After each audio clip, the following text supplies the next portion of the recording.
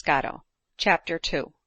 Meanwhile, in spite of all Mrs Mowbray's eccentricities and caprices, Adeline, as she grew up, continued to entertain for her the most perfect respect and affection. Her respect was excited by the high idea which she had formed of her abilities, and an idea founded on the veneration which the family seemed to feel for her on that account; and her affection was excited even to an enthusiastic degree by the tenderness with which Mrs Mowbray had watched over her during an alarming illness. For 21 days Adeline had been in the utmost danger, nor is it probable that she would have been able to struggle against the force of the disease, but for the unremitting attention of her mother. It was then, perhaps, for the first time, that Mrs Mowbray felt herself a mother. All her vanities, all her systems were forgotten in the danger of Adeline. She did not even hazard an opinion on the medical treatment to be observed. For once she was contented to obey instructions in silence. For once she was never caught in a reverie, but, like the most commonplace woman of her acquaintance, she lived to the present moment, and she was rewarded for her cares by the recovery of her daughter, and by that daughter's most devoted attachment. Not even the parents of Mrs Mowbray, who, because she talked on subjects which they could not understand, looked up to her as a superior being, could exceed Adeline in deference to her mother's abilities; and when, as she advanced in life, she was sometimes tempted to think her deficient in maternal fondness, the idea of Mrs Mowbray bending with pale and speechless anxiety over her sleepless pillow used to recur to her remembrance, and in a moment the recent indifference was forgotten. Nor could she entirely acquit herself of ingratitude in observing this seeming indifference; for whence did the abstraction and apparent coldness of Mrs Mowbray proceed? From her mind's being wholly engrossed in studies for the future benefit of Adeline. Why did she leave the concerns of her family to others? Why did she allow her infirm but active mother to superintend all the household duties? And why did she seclude herself from all society save that of her own family, and Dr Norberry, her physician and friend, but that she might devote every hour to endeavors to perfect a system of education for her beloved and only daughter, to whom the work was to be dedicated?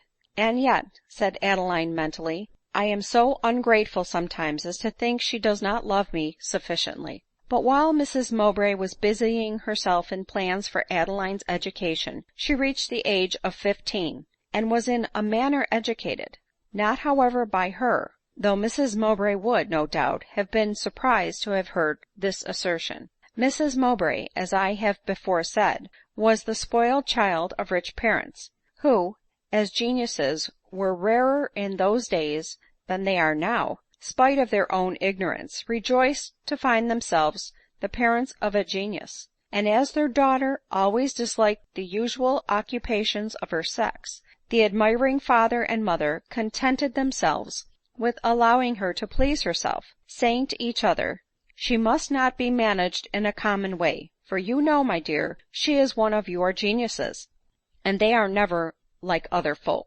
Mrs Woodville, the mother, had been brought up with the ideas of economy and housewifery which at that time of day prevailed in the city, and influenced the education of the daughters of citizens. My dear, she said one day to Adeline, as you are no genius, you know, like your mother, and God forbid you should, for one is quite enough in a family, I shall make bold to teach you everything that young women in my young days used to learn, and my daughter may thank me for it some day or other. For you know, my dear, when I and my good man die, what in the world will come of my poor Edith, if so be she had no one to manage for her? For Lord love you, she knows no more of managing a family, and such like, than a new-born babe. And can you, dear grandmother, teach me to be of use to my mother? Said Adeline. To be sure, child, for as you are no genius, no doubt you can learn all them there sort of things that women commonly know. So we will begin directly. In a short time, Adeline, stimulated by the ambition of being useful, for she had often heard her mother assert that utility was the foundation of all virtue, became as expert in household affairs as Mrs. Woodville herself. Even the department of making pastry was now given up to Adeline, and the servants always came to her for orders, saying that as their mistress was a learned lady, and all that, and so could not be spoken with except here and there on occasion, they wished their young mistress, who was more easily spoken, would please to order. And as Mr. and Mrs. Woodville's infirmities increased every day, Adeline soon thought it right to assume the entire management of the family. She also took upon herself the office of almoner to Mrs. Woodville, and performed it with an activity unknown to her, for she herself carried the broth and wine that were to comfort the infirm cottager.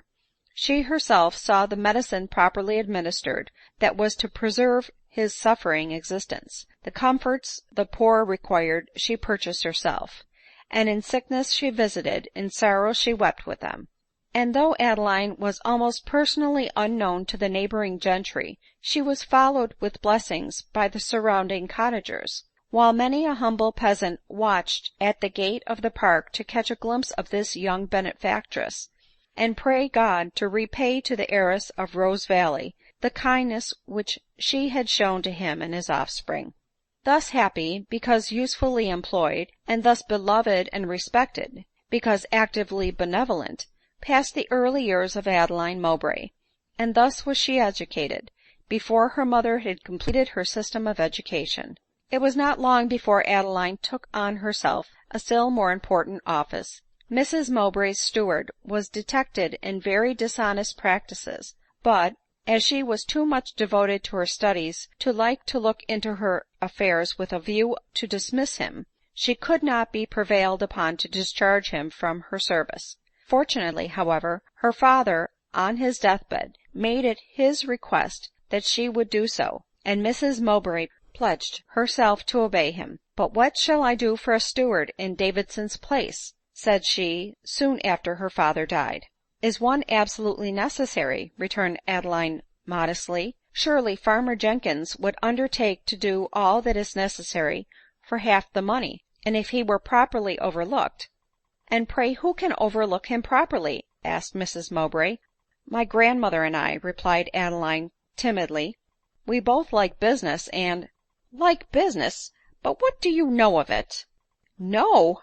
cried Mrs. Woodville. "Why, daughter, Lena is very clever at it, I assure you."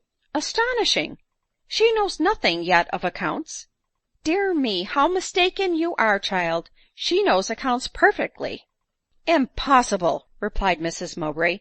"Who should have taught her? I have been inventing an easy method of learning arithmetic, by which I was going to teach her in a few months."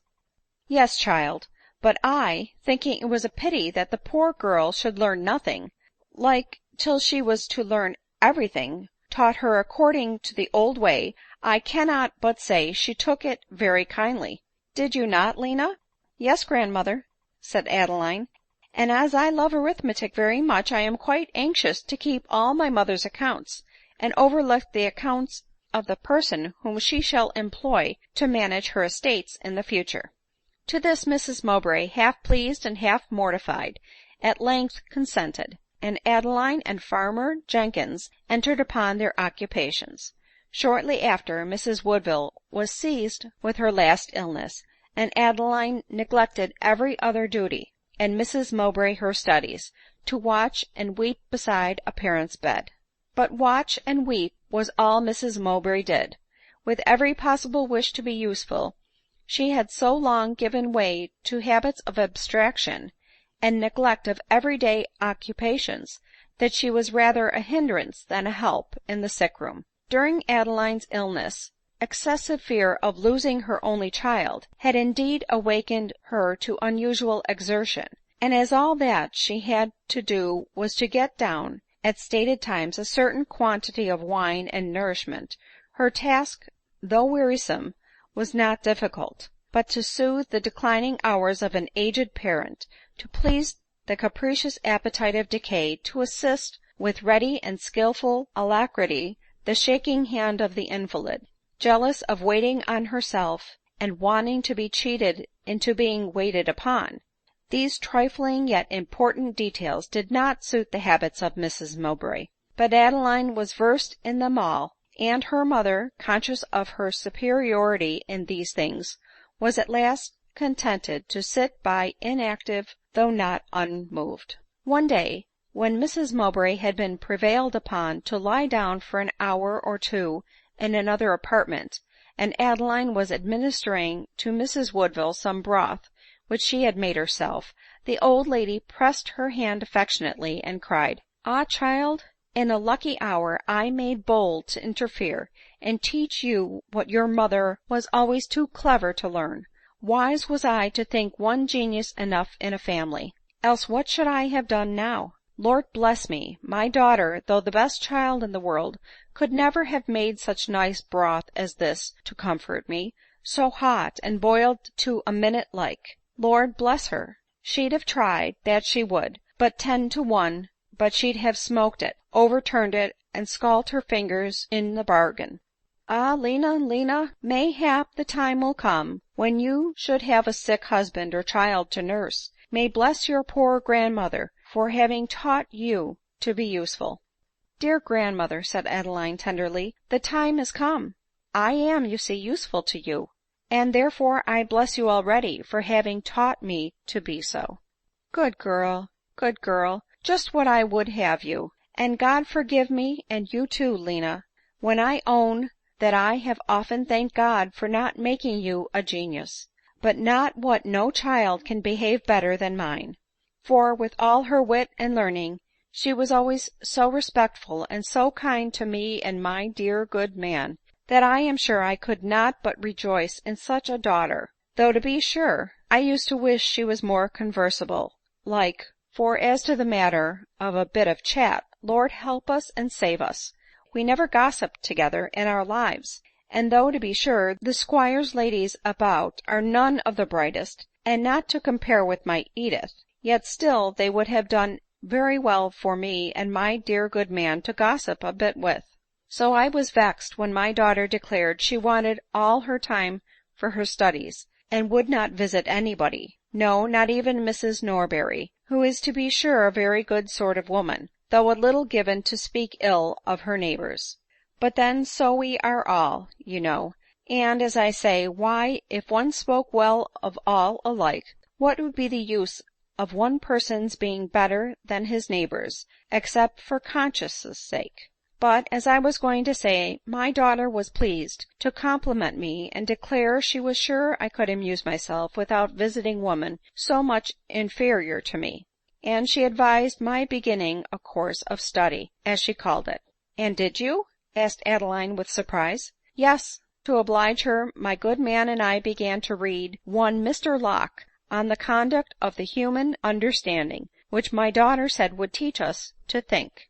"To think?" said Adeline. "Yes. Now you must know my poor husband did not look upon it as very respectful like an Edith to say that, because it seemed to say that we had lived all these years without having thought at all, which was not true, to be sure, because we were never thoughtless like, and my husband was so staid when a boy that he was called a little old man."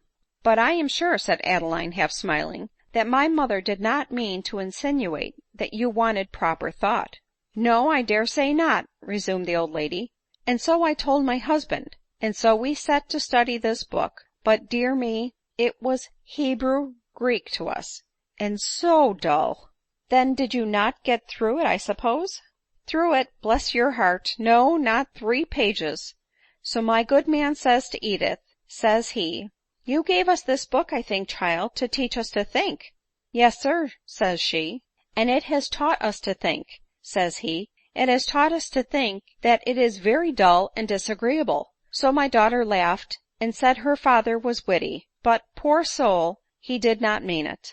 Well then, as to amuse us, we like to look at the stars sometimes. She told us we had better learn their names, and study astronomy. So we began that, but that was just as bad as Mr Locke, and we knew no more of the stars and planets than the man in the moon. Yet that's not right to say, neither, for as he is so much nearer the stars, he must know more about them than any one whomsoever." So at last my daughter found out that learning was not our taste. So she left us to please ourselves, and play cribbage and draughts in an evening as usual." Here the old lady paused, and Adeline said affectionately, "Dear grandmother, I doubt you exert yourself too much. So much talking cannot be good for you." "Oh yes, child," replied Mrs Woodville, "it is no trouble at all to me, I assure you, but quite natural and pleasant like. Besides, you know I shall not be able to talk much longer, so let me make the best of my time now."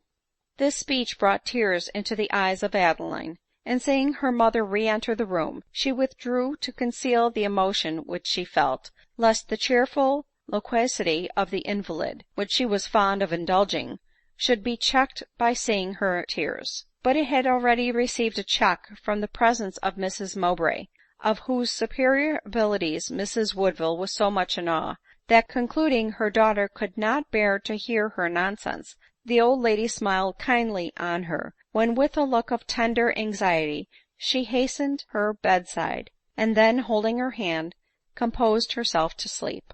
In a few days more she breathed her last on the supporting arm of Adeline, and lamented in her dying moments that she had nothing valuable in money to leave, in order to show Adeline how sensible she was of her affectionate attentions. "But you are an only child," she added, "and all your mother has will be yours." "No doubt," observed Mrs Mowbray eagerly, and her mother died contented.